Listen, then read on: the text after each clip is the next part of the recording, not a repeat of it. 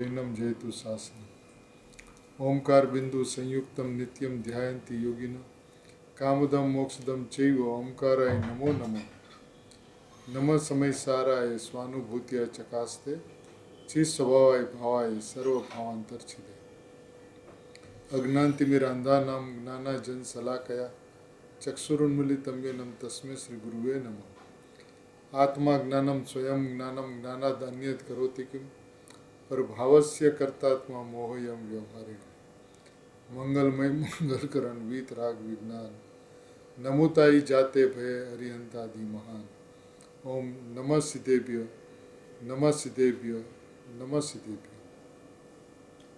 महावीर परमात्मा के शासन में कुंदकुन आचार्य भगवान की आमनाई में अमृतचंद्र आचार्य भगवान की परंपरा में इस विश्व के सर्वोत्कृष्ट वक्ता पूज्य गुरुदेव श्री अपन को मिले। पूज्य गुरुदेव श्री महाविद्य से भरत क्षेत्र में अपन के लिए आए, साथ में सिमंदर परमात्मा की वाणी लाए। देशना असंख्य अब्जो वर्ष तक सुनी थी, उसको साथ में लेकर आए। कुंदकुन आचार्य देव के प्रत्यक्ष दर्शन किए थे 7 दिन, जब कुंदकुन आचार्य देव महाविद्य पधारे थे तब। और एक कुंदकुन आचार्य देव के समयसार परमागम हाथ में आते ही वस्तु की व्यवस्था इतनी स्पष्ट हो गई, जो अनादिकाल से शुद्ध जीव द्रव्य कैसा है इसका पता ही नहीं चला था। कभी शुद्ध जीव द्रव्य की वस्तु व्यवस्था को अपन ने समझा ही नहीं था, और परिणाम का लक्ष्य करते हुए, परिणाम की एकत्व बुद्धि करते हुए, परिणाम की व्यवस्था को भी नहीं समझते हुए अनादिकाल से संसार में रुल रहे थे। वहाँ से निकलने का विधान पूज्य गुरुदेव श्री ने बताया। शुद्ध जीव द्रव्य कैसा है, समयसार परमागम के माध्यम से, अपने आत्मा की अनुभूति के माध्यम से, तीर्थंकर परमात्मा की देशना के माध्यम से, आचार्य भगवंतों की जिनवाणी के माध्यम से पूज्य गुरुदेव श्री ने जो वस्तु व्यवस्था स्पष्ट की, सही में इस युग का एक महान महान आश्चर्य है। सही माने में देखा जाए तो 2500 वर्ष में पूज्य गुरुदेव श्री जैसा कोई वक्ता हुआ नहीं, और शायद 18,500 वर्ष में पूज्य गुरुदेव श्री जैसा वक्ता कोई होगा नहीं। ज्ञानी पुरुष तो बहुत हुए और होंगे, भावलिंगी संत भी हुए और होंगे, लेकिन गुरुदेव श्री जैसा वक्ता एक शुद्धात्म तत्व को उजागर करके, जाज्वल्यमान ज्योति को हथेली में दिखाकर उन्होंने हम सभी के ऊपर में जो उपकार किया है, उसकी गुण गाथा शब्दों के अंदर में गाई नहीं जा सकती। इसलिए इस युग के अंदर में यदि कोई वक्ता है तो पूज्य गुरुदेव श्री है। उसी को अपन सुने। उसकी वाणी इतनी अद्भुत है, इतनी ज्ञानमयी है, कितनी आनंदमयी है, कितनी स्वभावमयी है।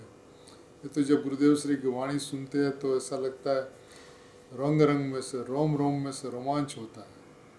स्वभाव की इतनी ऊर्ध्वता, उतनी उग्रता, उतनी अद्भुतता, उतनी अलौकिकता पूज्य गुरुदेव श्री के मुखारविंद से जिस तरह से प्रवाहित होती है, अपन भाव विभोर हुए बिना रह नहीं सकते। इतने भाव विभोर हो जाते हैं कि 1 घंटा कहाँ समाप्त हुआ पता ही नहीं चलता। बोला अभी तो शुरू हुआ था, भोजन पूरा हो गया। ऐसी गुरुदेव की अमृतमय मंगलमय वाणी है।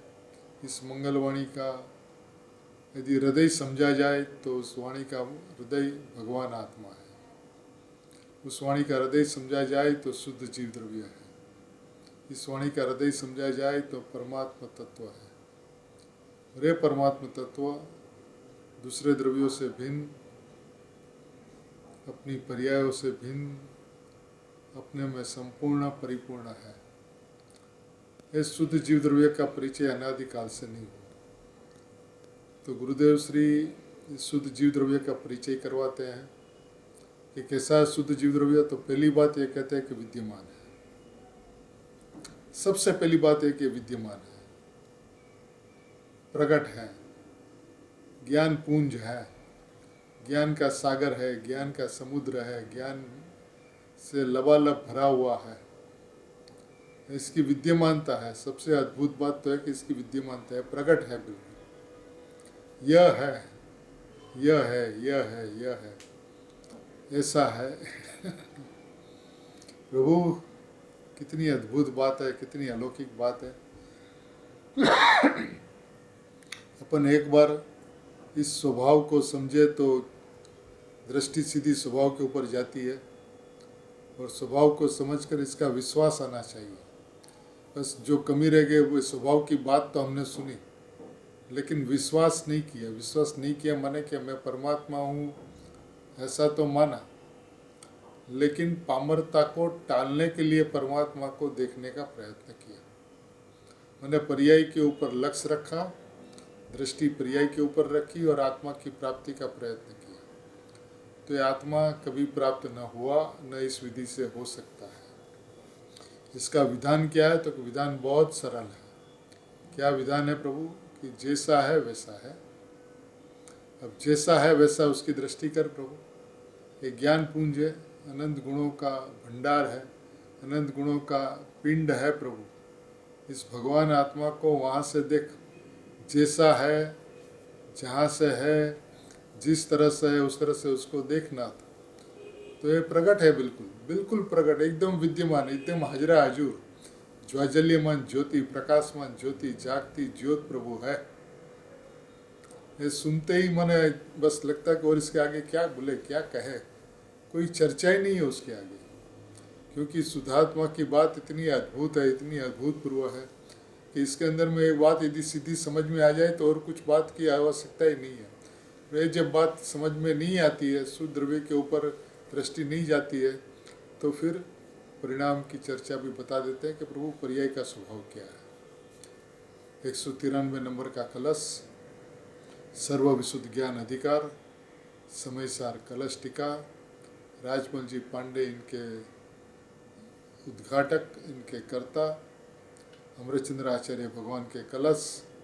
और इसके अंदर में एक ऐसी अद्भुत वस्तु व्यवस्था की समझ पूज्य गुरुदेव श्री ने दी है कि शुद्ध जीव द्रव्य कैसा है, वहाँ से इस सर्व विशुद्ध ज्ञान अधिकार का शुरुआत होती है। शुद्ध जीव द्रव्य की बात उसके लिए शुरू होती है क्योंकि मोक्ष अधिकार पूरा हुआ, पर्याय का स्वांग का अधिकार पूरा हुआ।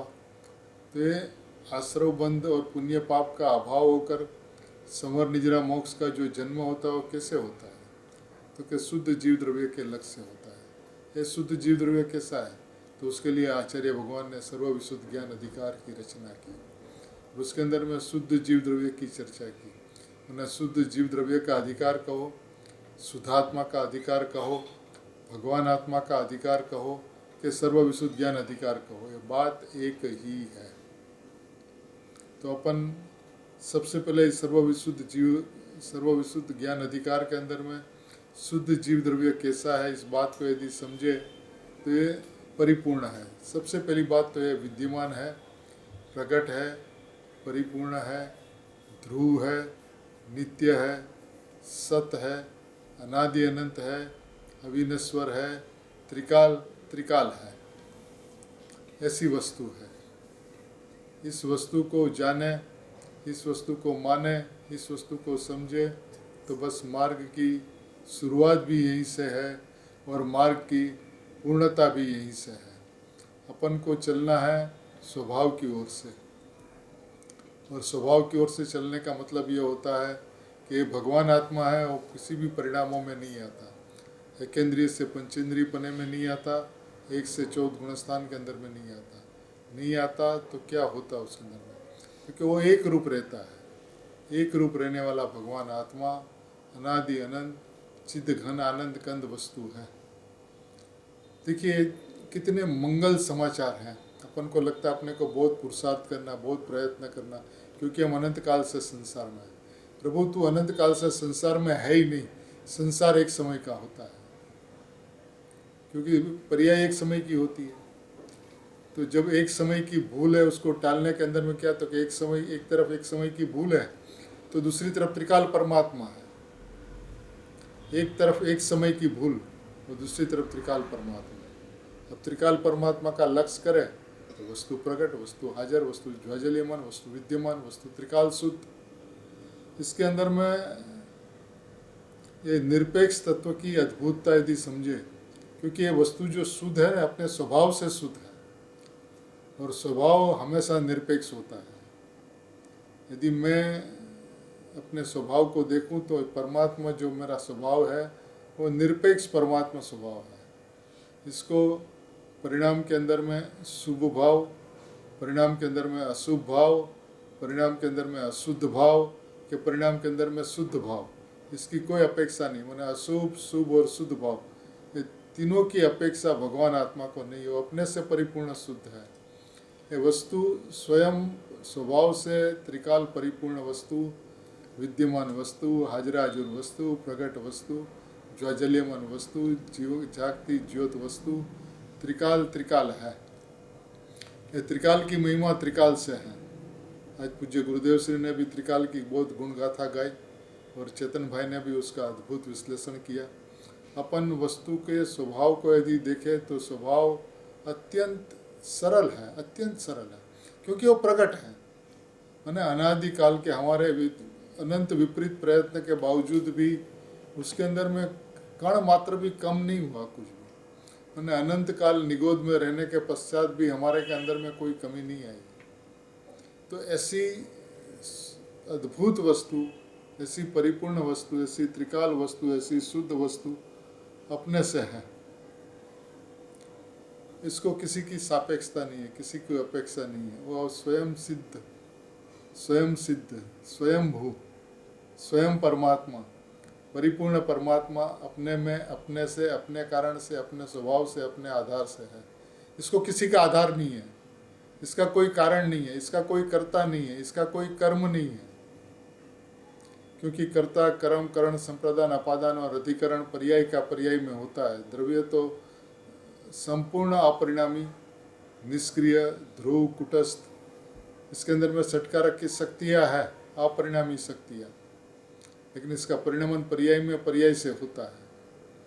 पर्याय का कर्ता दूसरा कोई पदार्थ भी नहीं हो सकता, पर्याय का कर्म दूसरा कोई पदार्थ नहीं हो सकता है, पर्याय का कारण दूसरा कोई पदार्थ नहीं हो सकता है। तो देखिए वस्तु की व्यवस्था ही इतनी अद्भुत है कि अपन सिर्फ व्यवस्था को समझे, व्यवस्था को स्वीकार करें तो दृष्टि स्वभाव के ऊपर जाएगी। आत्मा कर्ता और दूसरा द्रव्य उसका कर्म है, नहीं हो सकता तीनों काल में। आत्मा कर्ता और दूसरे द्रव्य की पर्याय उसका कर्म है, नहीं हो सकता। पर्याय कर्म और द्रव्य उसका कर्ता है, तीन काल के अंदर में नहीं हो सकता। तो फिर पर्याय के अंदर में क्या होता है, इसका विश्लेषण पूज्य गुरुदेव श्री इस कलश के अंदर में करते हैं। क्योंकि क्रमबद्ध की जो चर्चा है भरत क्षेत्र के अंदर में कहीं पे नहीं थी। ये चर्चा गुरुदेव से शुरू हुई और इसका मूल जड़ 308वीं गाथा में पाया गया। मूल गाथा के अंदर में शब्द है क्रम नियमित, वहीं से क्रमबद्ध निकाला गया। और ये क्रमबद्ध की चर्चा सर्व आगमों का सार है, ऐसा पूज्य गुरुदेव श्री कहते हैं।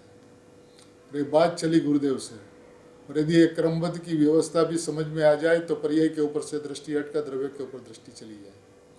क्योंकि पर्याय परिणमती अपने षटकारक से परिणमती है।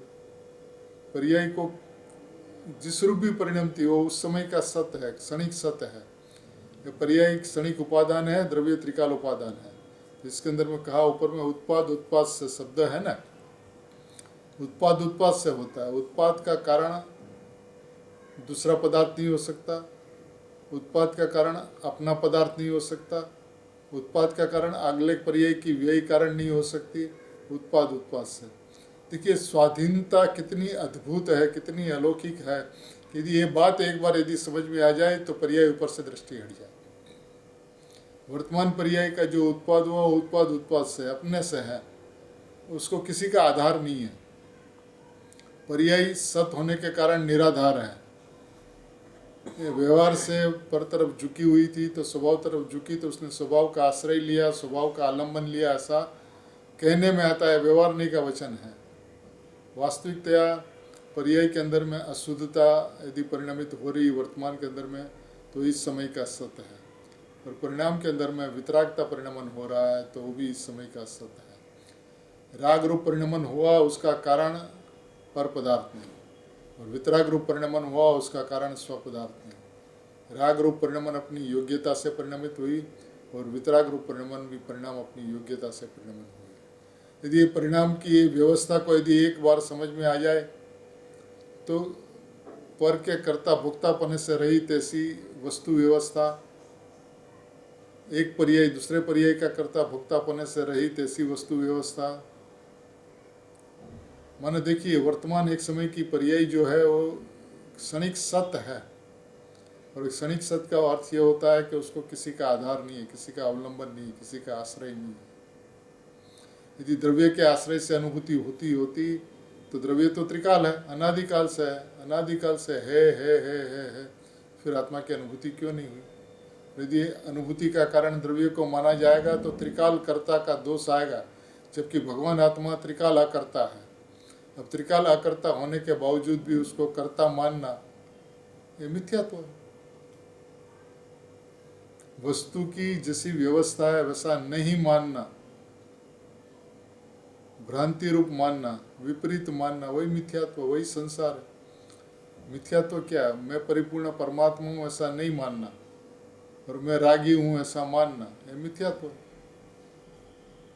ये संसार है। संसार कुटुंब, परिवार, व्यापार, इज्जत, आबरू, मकान है, कोई संसार नहीं है प्रभु। संसार एक समय की वर्तमान पर्याय के अंदर में विपरीत मान्यता का नाम संसार है। वे संसार मिटे कैसे? तो तू बाहर से हटने का प्रयत्न करता, तू बाहर गया ही नहीं।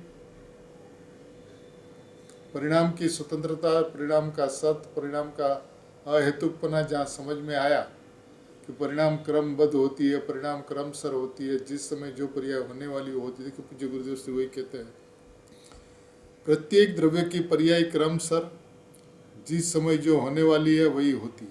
प्रत्येक द्रव्य की पर्याय, प्रत्येक द्रव्य की पर्याय। जड़ भी द्रव्य है, चेतन भी द्रव्य है। अब चेतन की पर्याय अपनी स्वतंत्रता से क्रमशर होती है, जड़ की पर्याय अपनी स्वतंत्रता से क्रमशर होती है। कर्मों का जो परिणमन होता है वो अपनी स्वतंत्र पर्याय है। मैंने कर्मों का उदय आया, उसको जीव भोगता है, बात सरासर झूठ है। व्यवहार से संयोग की अपेक्षा, निमित्त की अपेक्षा ऐसा कहा जाता है, लेकिन यदि कर्म के कारण जीव सुखी दुखी होता तो जड़ से चेतन का यदि कुछ प्रभावित होता, जड़ से चेतन, तो जड़ थी चेतन उपजे, चेतन थी जड़ था, एवो अनुभव कोई ने क्यारे कदी ना था। ये वस्तु की व्यवस्था है। जड़ थी चेतन के अंदर में कुछ हो, चेतन से जड़ के अंदर में कुछ हो, ऐसा अनुभव किसी को तीनों काल के अंदर में नहीं होता। तो कर्म स्वतंत्र जड़ पुद्गल द्रव्य, वो अपने से आता है, अपने से परिणमता है, अपने से रहता है, अपने से चला जाता है। चेतन को इसके अंदर में कोई उसकी विविक्षा नहीं, कोई अपेक्षा नहीं। निमित्त की बात करें, संयोग की बात करें तो इसकी चर्चा चलती है। स्वभाव की बात चले तो बात एक क्षण के लिए खड़ी नहीं रहती। और अपन को स्वभाव को ही समझना है, क्योंकि अपेक्षाओं से हमने बहुत समझा। व्यवहार नहीं का पक्ष अनादि से रहा, व्यवहार नहीं का पक्ष निश्चय नहीं का पक्ष से छूटा। निश्चय नहीं का पक्ष के अंदर में क्योंकि वस्तु जैसी वैसी वस्तु बताई गई, समझाई गई, तो निश्चय नहीं का पक्ष आया तो व्यवहार नहीं का पक्ष छूटा। वे निश्चय नहीं का पक्ष भी जीव को अनंत बार आया, लेकिन निश्चय ने जिस स्वभाव को बतलाता है उस स्वभाव का पक्ष कभी नहीं आया। और स्वभाव का पक्ष से निश्चय नहीं का पक्ष छूटता है और आत्मा की अनुभूति होती है। तो ऐसी वस्तु की बहुत सुंदर व्यवस्था है, अद्भुत व्यवस्था। अपन को समझना, प्रत्येक द्रव्य की पर्याय क्रमशर जिस समय जो होने वाली है वही होती है। ये अफर अकाट्य त्रैकालिक सिद्धांत है, अफर सिद्धांत है, अचल सिद्धांत है कि जिस प्रत्येक द्रव्य, अब इसमें कौन सा द्रव्य बात गया, और पर्याय। अभी देखिए, द्रव्य की पर्याय माने प्रमाण का द्रव्य यदि ले तो द्रव्य की पर्याय। अभी जो द्रव्य की पर्याय में से पर्याय की व्यवस्था को समझे तो क्रमशर जिस समय जो पर्याय होने वाली वही होती है, उसके अंदर में आगे पीछे कुछ नहीं होता। तो अभी जब क्रमशर होती है तो उसको कौन पलट दे, उसको कौन बदल दे, उसको कौन आगे पीछे कर दे।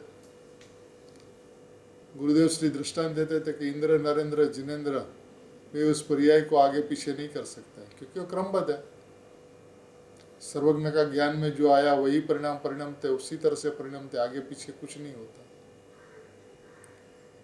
दृष्टांत भी ज्ञानी धर्मात्मा देते हैं कि यदि समुद्र परमात्मा को ये कहा जाए कि आप तो अनंत चतुष्टय के धनी है, अनंत ज्ञान, अनंत दर्शन, अनंत सुख, अनंत वीर्य प्रकट हो चुका है, आप केवल ज्ञानी परमात्मा है, अरिहंत परमात्मा है। अभी जैसे समुद्र परमात्मा का मोक्ष कब होने वाला है निश्चित है, अभी समुद्र परमात्मा अपना मोक्ष एक समय आगे नहीं कर सकते। तो संसार के प्राणी कौन सी पर्याय को आगे पीछे कर दे, कौन सी पर्याय को वाल दे, कौन सी पर्याय को स्वभाव की तरफ ले जाए। तो जब तक परिणाम के ऊपर दृष्टि रहेगी तब तक परिणाम को स्वभाव के तरफ वालूं, परिणाम के अंदर मैं पुरुषार्थ करूं, ऐसी कर्तृत्व बुद्धि रहती ही रहती है। ये अनादिकाल की स्थिति है। तो इसलिए ज्ञानी धर्मात्मा कहते हैं जहाँ तक परिणाम का लक्ष्य रहेगा, परिणाम का लक्ष्य मिटे कैसे, तो कि तू समझ ले कि जिस समय जो पर्याय होने वाली हो, पर्याय की व्यवस्था है। उत्पाद से होता है, उत्पाद को कोई कारण नहीं है, उत्पाद को कोई आधार नहीं है। वो अपनी स्वतंत्रता से, अपनी योग्यता से जिस समय जो परिणाम होने वाले हैं वही परिणाम होते हैं। तो उससे उसका कर्तृत्व छूट जाता है, और कर्तृत्व छूट जाता है तो अकर्ता स्वभाव के ऊपर दृष्टि चली जाती है। तो अभी क्या करना, तो क्या परिणाम के स्वभाव को समझकर जो परिणाम के ऊपर में लक्ष्य रहता है, जब तक परिणाम के ऊपर में लक्ष्य रहता है तब तक पुरुषार्थ करो ये अभिप्राय करता बुद्धि का रहता ही रहता है। परिणाम परांगमुख है, उसको स्वभाव सन्मुख करो, उसको स्वभाव की तरफ वालो, क्योंकि जिनवाणी के अंदर में ये उपदेश भी पाया जाता है कि परिणाम को स्वभाव की तरफ ले चल, परिणाम को स्वभाव की तरफ वाल। ये परिणाम पर सन्मुख है तो उसको उस अपेक्षा से स्वभाव की तरफ वालने का व्यवहार नहीं का कथन है। लेकिन परिणाम को वालना चाहे तो वल जाए, ऐसी व्यवस्था नहीं है प्रभु। तो अभी क्या करना, तो क्या कर्तृत्व का बोझा तुझे जो रहता है ना उसको सबसे पहले मिटा। आप किस तरह से मिटेगा, तो उसलिए कहते हैं कि सबसे पहले भाई तू परिणाम का लक्ष्य छोड़, परिणाम का लक्ष्य छोड़ना होगा, परिणाम का कर्तृत्व छोड़ना होगा, परिणाम को स्वभाव की तरफ वालने का अभिप्राय छोड़ना होगा। क्योंकि जब तक परिणाम को वालने का अभिप्राय रहेगा तब तक ये अंतरंग में रहता है कि विकल्प है और निर्विकल्पता चाहिए। तो कहते हैं विकल्प और निर्विकल्प दोनों पर्याय हैं, इसका लक्ष्य छोड़ दे, यानी कि परिणाम मात्रा का लक्ष्य छोड़, विकल्प मात्रा का लक्ष्य छोड़। अनुभव हुआ नहीं हुआ ये मत देख। देखिए ज्ञानियों की जो दृष्टि होती है वो कितनी निर्मल होती है, उसका यदि कारण देखा जाए तो इतनी स्पष्ट बात है कि अनुभव हुआ नहीं हुआ मत देख। क्योंकि मुमुक्षुओं की एक दुखती हुई नस है कि वो तलाश करते रहते, तपास करते रहे आत्मा का अनुभव हुआ कि नहीं, कब होगा, किस तरह से होगा। हमने बहुत प्रयत्न किए लेकिन प्रयत्न के अंदर में, पुरुषार्थ के अंदर में कमी रह गई तो अनुभूति नहीं हुई।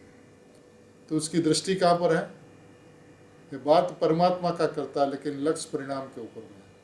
ये परिणाम का लक्ष्य छोड़ने का उपदेश ज्ञानी धर्मात्मा पूज्य गुरुदेव श्री सुगानी जी बारंबार करते हैं।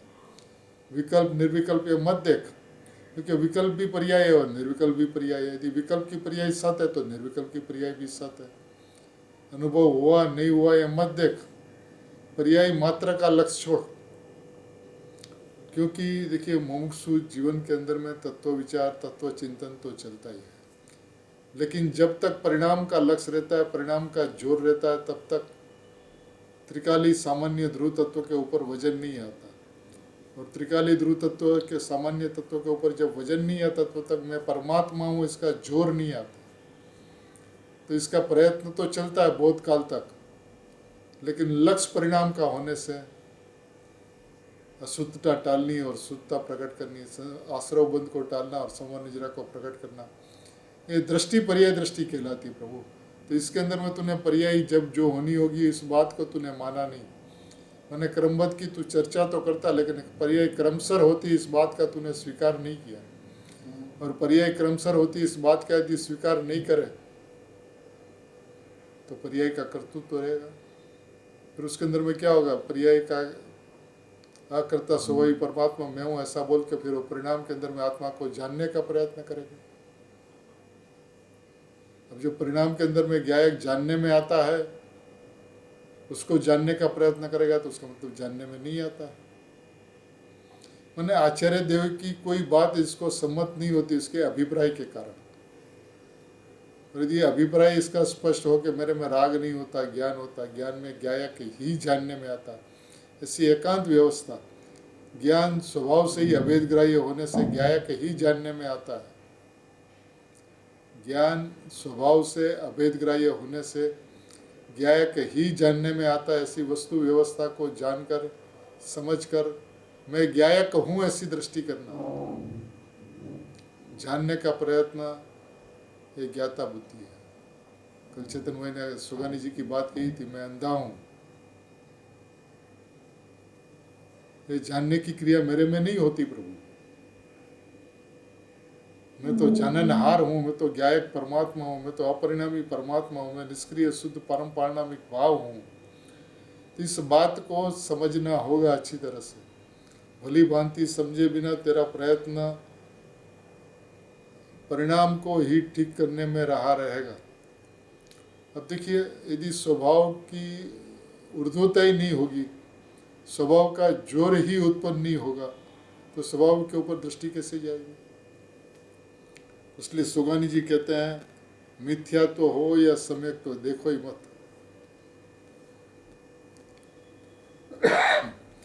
मिथ्या तो हो या सम्यक तो देखो ही मत। और अपन तो यही देखते रहते कभी मिथ्या तो नया गया नहीं, सम्यक तो हुआ नहीं, क्या करें, बहुत काल से प्रयत्न तो करते हैं लेकिन अभी अपनी योग्यता नहीं पकी, उसलिए प्राप्त नहीं होता। अभी इसका अपन संस्कार लेके चलते हैं, आगे चल के अपना काम हो जाएगा। ये वायदे वाली बात, कल गुरुदेव से ने कहा था, वायदा करने वाला कभी अंदर नहीं जा सकता, क्योंकि तू अभी परमात्मा है, वर्तमान में परमात्मा है, परिपूर्ण परमात्मा है, ध्रुव परमात्मा है, एक परमात्मा है, अनादि अनंत परमात्मा है। ऐसा तू प्रकट विद्यमान वर्तमान में शुद्ध है ना प्रभु। और पर्याय क्रमशः होती है, जो होनी है होती है किसकी, प्रत्येक द्रव्य की, प्रत्येक पदार्थ की, प्रत्येक द्रव्य की पर्याय जिस समय जो होनी है, जिस समय जो होनी है, जिस समय मैंने जब होनी है तब उस समय जो होनी है वही होती है, उसमें आगे पीछे नहीं हो सकता। तो तू कौन सी पर्याय को वालेगा प्रभु। पदार्थ की स्वतंत्रता का यदि तू स्वीकार नहीं करे, पर्याय की स्वतंत्रता का स्वीकार ना करे, पर्याय का सत्यपने का स्वीकार ना करे, पर्याय का स्वभाव का स्वीकार ना करे, और तू लगा रहे आत्मा की अनुभूति करने के लिए, तो प्रभु ऐसा तो अनंत काल बीत गया और तूने ऐसा माना देवगुरु शास्त्र से मिलेगा, देवगुरु शास्त्र से नहीं मिलेगा तो चिंतन मनन से मिलेगा। माने ये सारा का सारा पर्याय का जोर है। देवगुरु शास्त्र से मिलेगा, इसमें पर पदार्थ से मिलेगा, ऐसा एक द्रव्य दूसरा द्रव्य का कुछ करता नहीं है, इसका जोर है। और चिंतन मनन घुटन से मिलेगा तो विकल्पों से निर्विकल्पता होगी, उसका जोर है। तो ये सारे के सारे प्रयत्न व्यर्थ जाएंगे प्रभु, अनादिकाल से व्यर्थ गए हैं। और आज भी यदि स्वभाव की समझ नहीं हुई, देखिए पूरे जिनेंद्र शासन के अंदर में, जैन शासन के अंदर में एक बात है, मैं एक शुद्ध सदा रूपी ज्ञान दर्शन मय कर, एक बात है, मैं ऐसा हूँ अनादि अनंत, एक हूँ, शुद्ध हूँ, परिपूर्ण हूँ, ज्ञान दर्शनमय हूँ, ज्ञान दर्शन वाला नहीं हूँ। मेरे में ज्ञान नहीं है, दर्शन नहीं है, चारित्र नहीं है, सुख नहीं है, वीर्य नहीं है, यानी कैसे गुणभेद नहीं है, अनंत गुणों से अभेद एक परमात्मा हूँ मैं, एक रूप परमात्मा हूँ। कहा ना, सभी अवस्थाओं के विषय न्यारो सदा जड़ा है। कल ये भी कहा कि एकेंद्रिय से पंचेंद्रिय पना और एक गुण पहला गुणस्थान से 14वां गुणस्थान के अंदर में एक रूप रहने वाली जीव वस्तु है। तो ऐसा कितना अद्भुत वस्तु है, कैसा अद्भुत मेरा स्वभाव है, और क्या चाहिए हमें, किसकी अपेक्षा, किसकी सापेक्षा, किसकी उपेक्षा करूँ, किसकी सापेक्षता का लक्ष्य करूँ। मैं संपूर्ण निरपेक्ष, परिणाम भी निरपेक्ष और द्रव्य भी निरपेक्ष, क्योंकि परिणाम भी सत और द्रव्य भी सत। परिणाम क्षणिक उपादान, द्रव्य त्रिकालोपादान। अभी उपादान को किसी की अपेक्षा हो ही नहीं सकती। उपादान कहते हैं इसके कि इस विश्व के अंदर में जिसका कोई निमित्त नहीं होता है, जो स्वयं सिद्ध होता है, स्वयंभू होता है, अपने से, अपने कारण से, अपने में, अपने आधार से, अपने द्वारा अपने अवलंबन से परिणमता है, ऐसा परिणाम, और अपने में अपने स्वभाव से अपने सटकारक शक्तियों से अपरिणामी रहता है, ऐसा परम पारिणामिक भाव। दोनों अपनी जगह में संपूर्ण है।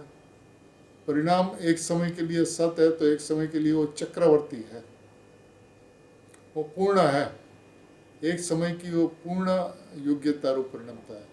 क्योंकि जब वो एक कहता है कि शरीर में, तो उसके अंदर में उसका 100% इसका अचल विश्वास है कि शरीर सो मैं हूँ। क्योंकि श्रद्धा की पर्याय जहाँ भी परिणमती वो 100% ही परिणमती है।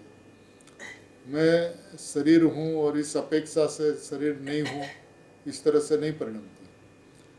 मैं शरीर हूँ ऐसा मानती है तो 100% वो श्रद्धा करती है कि मैं शरीर हूँ। जब यह कहती है कि मैं परमात्मा हूँ तो 100% यह श्रद्धा करती है कि मैं परमात्मा हूँ।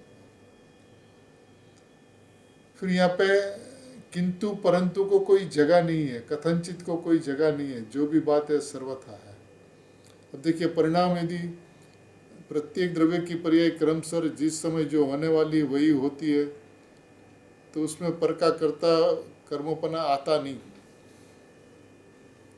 आता ही नहीं पर का कर्ता कर्मोपना। अब कर्म के कारण हम सुखी दुखी, उदय के कारण हम सुखी दुखी, आत्मा के लक्ष्य उपसम उपसम साइक, ये बात ही नहीं है प्रभु। स्वाधीनता और स्वतंत्रता स्वभाव की समझने योग्य है। ये अनादि सनातन सत्य है। द्रव्य त्रिकाल नित्य है और पर्याय त्रिकाल अनित्य है। द्रव्य एकांत नित्य है और पर्याय एकांत अनित्य है। तो इसके अंदर में क्या अपेक्षा लग सकती है? ये दोनों ही सम्यक एकांत है। द्रव्य नित्य है, सम्यक एकांत है, और पर्याय अनित्य है, वो भी सम्यक एकांत है। एक पर्याय की व्यवस्था है, एक द्रव्य की व्यवस्था है। एक द्रव्य का स्वभाव, एक पर्याय का स्वभाव। अब पर्याय के अंदर में आश्रव जाए और संवर हो, इसका कारण भगवान आत्मा नहीं हो सकता। भगवान आत्मा असमर्थ कारण है उसका। पर्याय अपनी योग्यता से समर रूप परिणमती हो, समर्थ कारण है पर्याय पर्याय का। अब जिसके लिए द्रव्य असमर्थ है और जिसके लिए पर्याय समर्थ है, ऐसी पर्याय की योग्यता को यदि समझ ले तो पर्याय के ऊपर से दृष्टि हट जाएगी।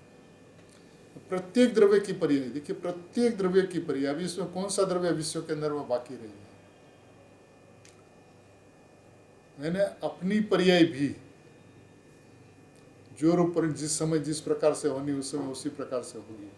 तो तू सुगंधी साहब कहते मिथ्या या सम्यक तो मत देख। क्यों मत देख? क्योंकि तू तो ध्रुव तत्व है। क्योंकि मैं तो ध्रुव तत्व हूँ, मैं तो अपरिणामी परमात्मा हूँ, मैं तो निश्चल अचल अडिग ध्रुव, मेरू पर्वत से भी अचल और अडिग और निश्चल हूँ। ऐसी मेरी वस्तु अद्भुत है, अलौकिक है, और ऐसा प्रकट है भगवान आत्मा। अचल भगवान आत्मा प्रकट है बिल्कुल, जो कभी चलायमान हुआ नहीं, चलायमान होता नहीं, चलायमान होगा नहीं। दृष्टि करे और अनुभूति हो जाए। ऐसी सुंदर बात, ऐसी अद्भुत बात कहते हैं। अहो आत्मा शरीर का कुछ हिलाए चलाए, ऐसी कोई क्रिया आत्मा में नहीं। देखिए, अभी दो द्रव्यों की भिन्नता बताते हैं।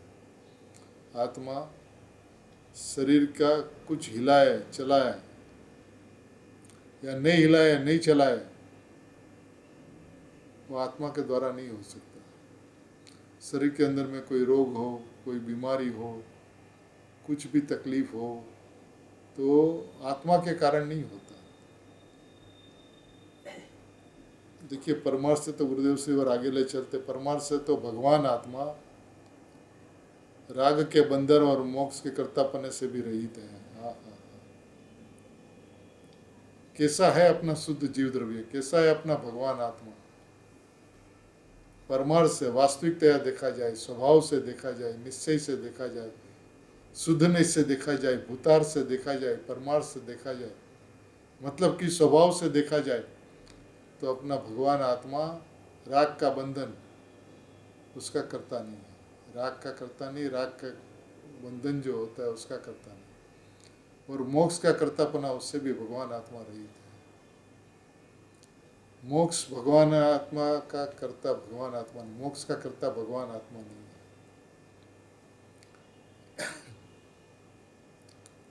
तो कौन है मोक्ष का कर्ता? तो कहते हैं व्यवहार से तो मोक्ष मार्ग को कर्ता कहा जाता है। सम्यक दर्शन, सम्यक ज्ञान, सम्यक चारित्र होगा, वही आगे चल के मोक्ष होता है। तो मोक्ष का कारण व्यवहार से तो मोक्ष मार्ग को कहा जाता है। लेकिन निश्चय से देखा जाए तो मोक्ष का कर्ता कर्म करण संप्रदान अपादान अधिकरण तत्समय की योग्यता है। उन्हें वर्तमान पर्याय को पूर्व पर्याय से कोई आदान प्रदान की कोई व्यवस्था ही नहीं है। मोक्ष मार्ग का पर्याय का व्यय हुआ तो मोक्ष का उत्पाद हुआ, ऐसा नहीं है। गुरुदेव श्री ऐसा कहते हैं, कर्म का नाश होए और सम्यक तो हुए, ऐसा नहीं है। मिथ्यात्व का नाश होए तो सम्यक तो हुए, ऐसा नहीं है। कर्म भिन्न द्रव्य, सम्यक संकित की पर्याय, सम्यक ज्ञान सम्यक दर्शन की पर्याय। दो द्रव्यों के पर्यायों के बीच में कोई ताल्लुकात नहीं हो सकता। और आगे की पर्याय में मिथ्यात्व था और व्यय होकर सम्यक्त्व हुआ, तो व्यय के कारण सम्यक, मिथ्यात्व के व्यय के कारण सम्यक्त्व का उत्पाद हुआ, ऐसा भी नहीं है। व्यय व्यय से और उत्पाद उत्पाद से।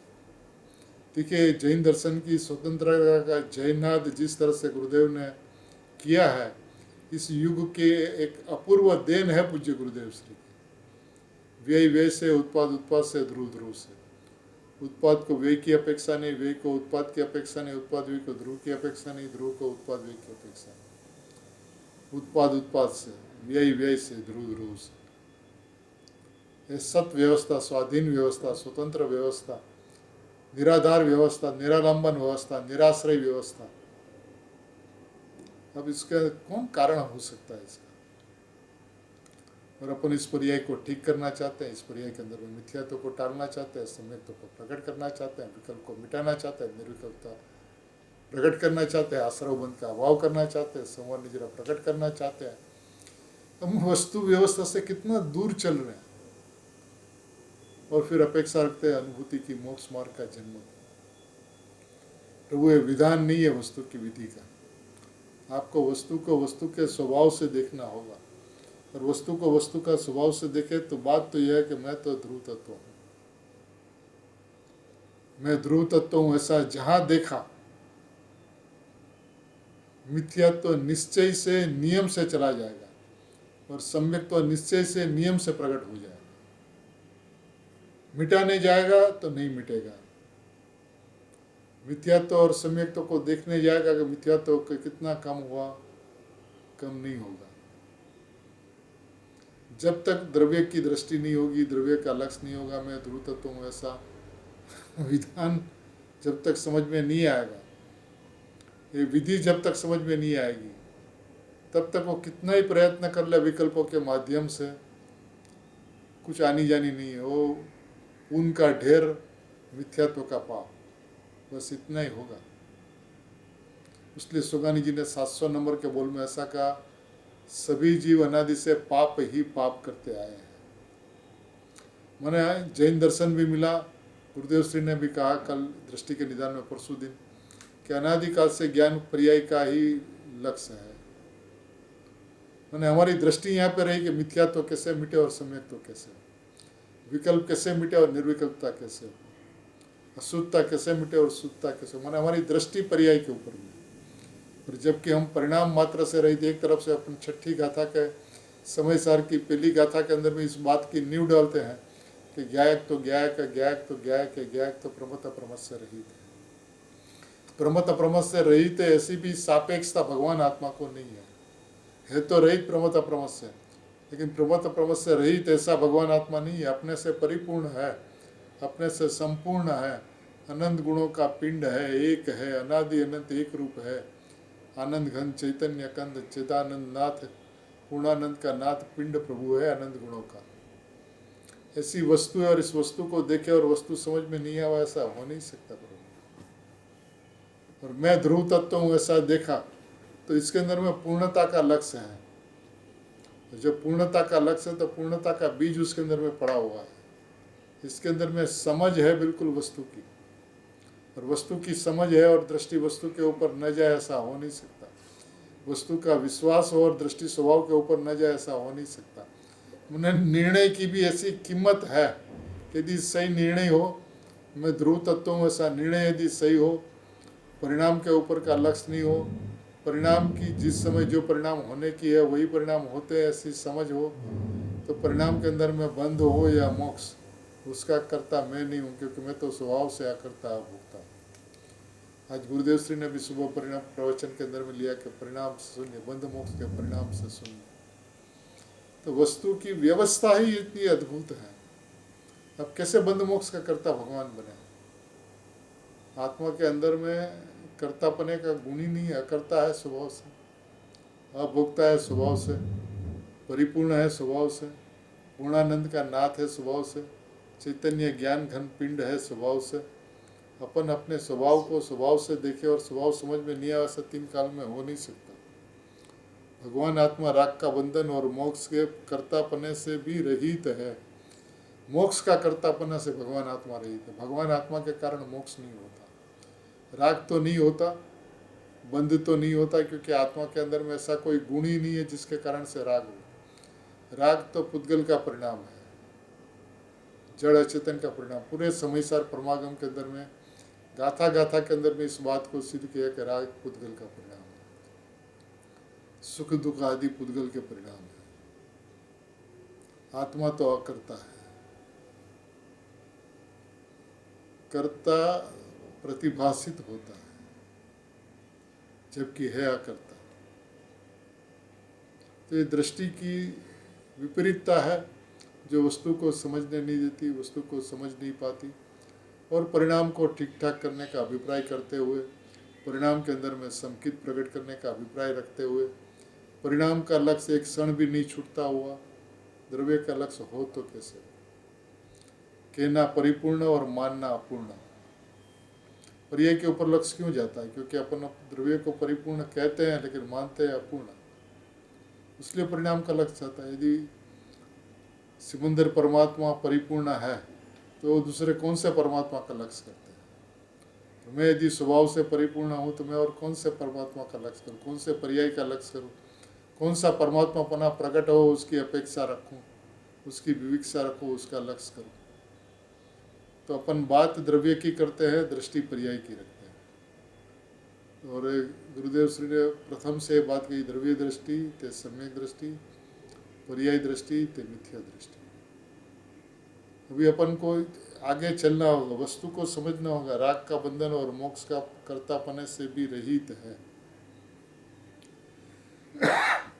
वस्तु इतनी सुंदर, इतनी अद्भुत, इतनी अलौकिक, इतनी परिपूर्ण, स्वभाव को स्वभाव से देखने का विधान एक बार समझ में आ गया तो स्वभाव से संपूर्ण है, परिपूर्ण है, कृत्य कृत्य है, ध्रुव है, चिदानंद है, आनंद कंद है, एक रूप है, भगवान है, परमात्मा है, ज्ञायक है, ध्रुव है, अनादि अनंत है, अपने से परिपूर्ण है, परमात्मा है, स्वयं सिद्ध है। सभी जीव स्वभाव से स्वयं सिद्ध परिपूर्ण परमात्मा ही है, परमात्मा ही है, परमात्मा ही है, ऐसा ज्ञान श्रद्धान करते हुए अपने स्वभाव के अंदर में लीन रहे, मग्न रहे, लवलीन रहे, ऐसी मंगल भावना।